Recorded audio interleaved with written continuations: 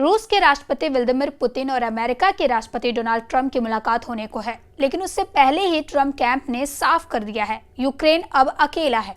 America के उपराष्ट्रपति JD Vance ने कहा कि इस जंग का कोई डील न पुतिन को रास आएगा न जेलेंस्की को। मतलब साफ है, अमेरिका पीछे हट सकता है और ट्रंप तो पहले ही बोल चुके हैं अगर जंग रोकनी है तो यूक्रेन को अपनी जमीन का हिस्सा रूस को देना पड़ सकता है। तो क्या अब शुरू होगा जंग का नया अध्याय? क्या यूक्रेन को करना होगा बड़ा समझौता? और दुनिया देख रही है ट्रंप और पुतिन की अगली चाल।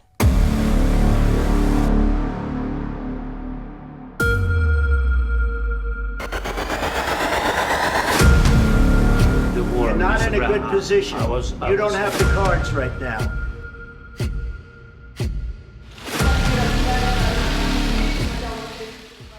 नमस्कार, आदाब। आप देख रहे हैं न्यूज 18 का डिजिटल प्लेटफॉर्म और मैं हूं आपके साथ सृष्टि शर्मा। अगस्त की गर्माहट के बीच यूक्रेन युद्ध के ठंडे पड़ने की चर्चाएं जोरों पर है। ट्रंप एक्टिव हो चुके हैं, पुतिन तैयार है और माना जा रहा है कि दोनों की मुलाकात से युद्ध विराम का काउंटडाउन शुरू हो सकता है। लेकिन जेलेंस्की वो किसी और ही मूड में है। यूक्रेन में हुए धमाकों ने जेलेंस्की का इरादा और साफ कर दिया है कि डील नहीं, जवाब चाहिए। जेलेंस्की अपने टॉप कमांडरों के साथ बैठकों में तय कर चुके हैं। अब टारगेट है पुतिन की सेना और चारों ओर से यूक्रेन को घेरने वाली रूसी फौजों को तोड़ना है।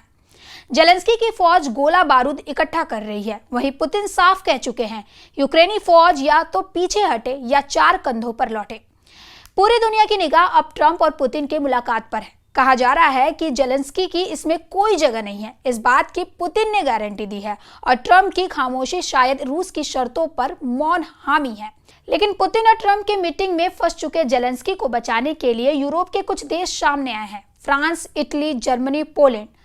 इन देशों ने रूस के कट्टर दुश्मन है। ये देश रूस के कट्टर दुश्मन है। सभी देशों ने यूरोपीय कमीशन के साथ मिलकर कह दिया है कि वो यूक्रेन का समर्थन जारी रखेंगे। रूस पर दबाव बढ़ना चाहिए, तभी युद्ध खत्म होगा, तभी इस दुनिया में सुकून लौटेगा।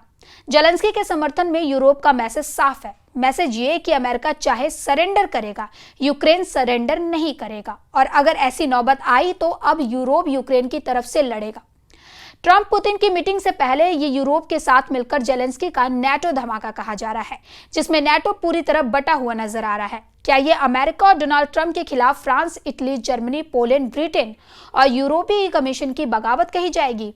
पश्चिमी देशों के गुस्से को कम करने के लिए ट्रंप ने पूरे यूरोप को बताया है कि वो पुतिन से क्या बात करने जा रहे हैं, वो कैसे यूक्रेन के मुद्दे पर रूस पर दबाव डालेंगे। लेकिन ट्रंप के वादों को लेकर यूक्रेन ही नहीं, यूरोप का यकीन भी डगमगाया हुआ है।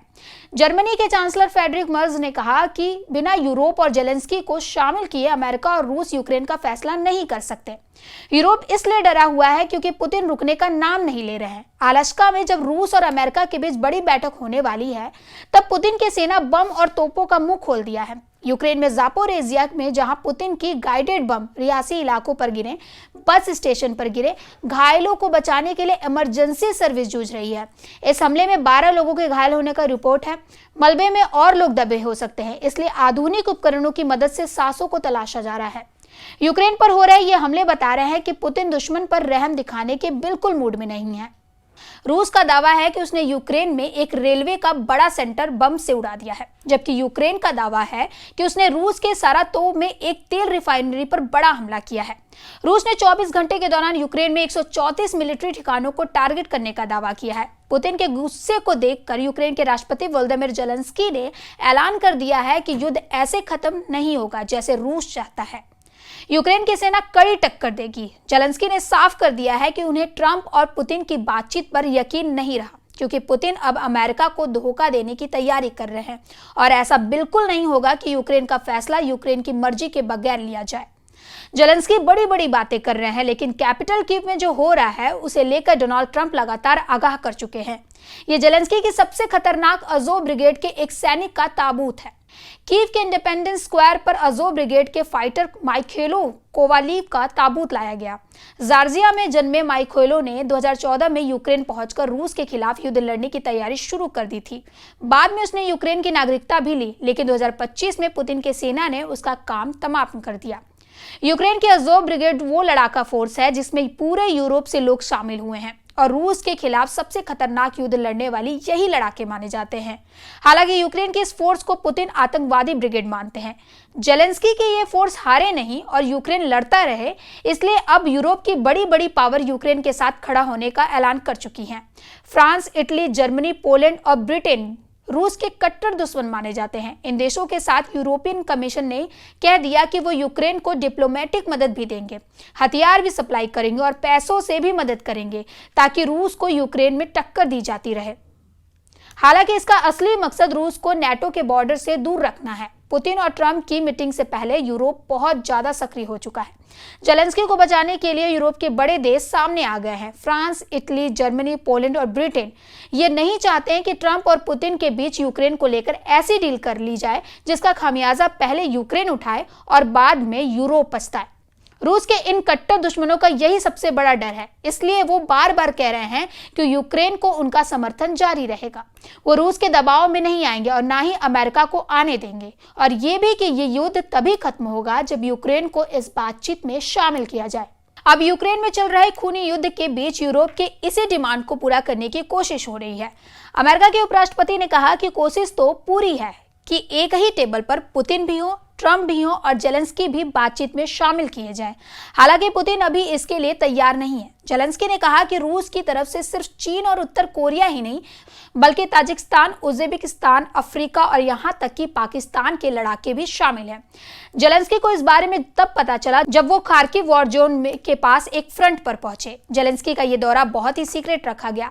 जेलेंस्की के सामने कई फ्रंट लगातार हार का सामना कर रहे हैं। इनमें खार्किव और सुमे सबसे खतरनाक बैटल जोन बने हुए हैं और ये जब यहाँ जेलेंस्की एक मिलिट्री अड्डे पर पहुंचे तो उन्हें वहां मौजूद कमांडरों ने जो बताया उसे सुनकर जेलेंस्की हक्के बक्के रह गए। जेलेंस्की पहले ही पुतिन पर आरोप लगा चुके हैं कि वो उत्तर कोरिया और चीन के लड़ाकों को यूक्रेन में शामिल करना चाहते हैं, लेकिन अब पाकिस्तानी लड़ाकों की बात सुनकर उनकी चिंता और भी बढ़ गई है। 3 साल से चल रहे इस युद्ध में हर महीने नया मोड़ आता है। कहीं जेलेंस्की की फौज जीतती दिखती है तो पुतिन तुरंत ऐसी कार्रवाई कर देते हैं जिससे जेलेंस्की की सेना कमजोर हो जाती है। पुतिन का काउंटर करना जेलेंस्की के लिए दिन ब दिन मुश्किल होता जा रहा है। यही वजह है कि जेलेंस्की को अब भरोसा नहीं है कि ट्रंप पुतिन के सामने टिक पाएंगे, भले ही बातचीत की मेज पर हो। क्या इस बार युद्ध का फैसला बातचीत से होगा या फिर कोई बड़ा मोड़ आएगा, देखना दिलचस्प होगा। फिलहाल ऐसी ही खबरों के लिए देखते रहें न्यूज़ 18 का डिजिटल प्लेटफॉर्म और हमारे चैनल को सब्सक्राइब करना ना भूलें। धन्यवाद।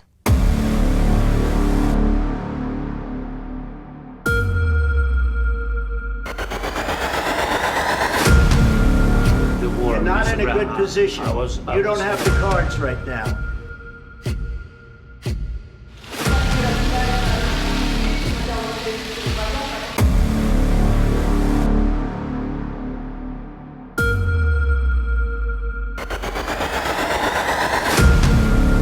You're not in a good position.